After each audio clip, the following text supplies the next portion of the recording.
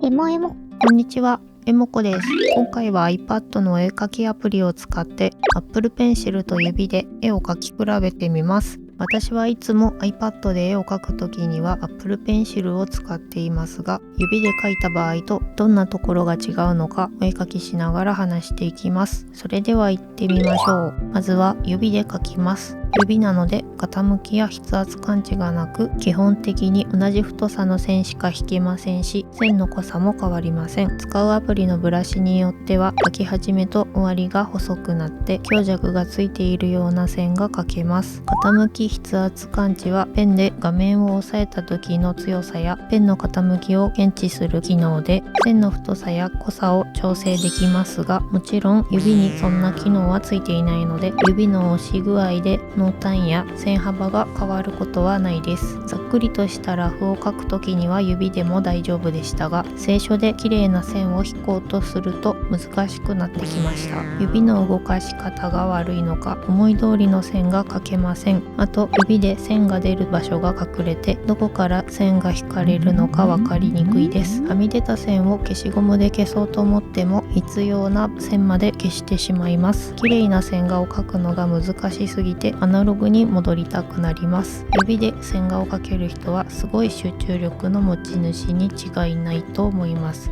ただ色塗りは線画ほど難しくはないので、アナログで描いた線画を読み込んで指で色塗りすると簡単にカラーイラストが描けそうです。次は Apple Pencil で描きます。Apple Pencil は Apple が開発した iPad 用のスタイラスペンです。 iPhone や Android では使えません。第1世代と第2世代があって、対応している iPad がそれぞれ違うので、購入するときは注意してください。Apple Pencil は傾き筆圧感知がついているので、ペンを押さえる強さでインクの濃淡や線幅を調整できたり、ペンを寝かせると本物の鉛筆を寝かせて描いたようなリアルな線が引けます。アナログ感覚でサラサラっと描けるので、指と比べるとお絵描きが楽しくなってきました。Apple Pencil は充電しないと使えないのが少し面倒ですが、充電し忘れても10秒充電するだけで30分使える急速充電があったり、第2世代のペンは iPad にくっつけるだけで簡単に充電できるので、充電しないといけないのはそこまで気にならないと思います。ただ Apple Pencil は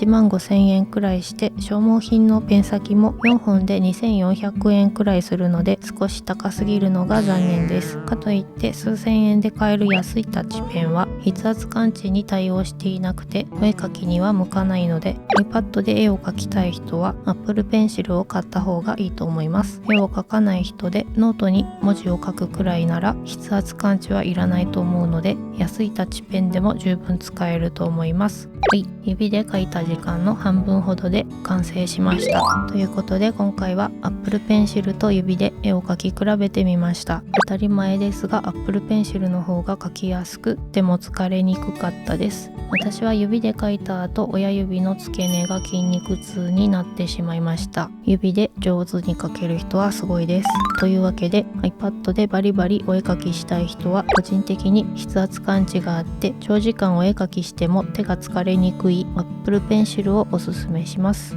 価格は高いですが iPad 向けに作られているだけあってすごく描きやすいです。値段分の価値はあるかなと思います。よかったら参考にしてみてください。Apple Pencil は高すぎるという人向けに100均タッチペンと比較した動画もあるので、気になる人は見てみてください。このチャンネルでは iPad の便利な使い方やお絵描き関連の動画を投稿しています。この動画が参考になったよという方はチャンネル登録と高評価を押してもらえると動画を作る励みになるのでよろしくお願いします。ご視聴ありがとうございました。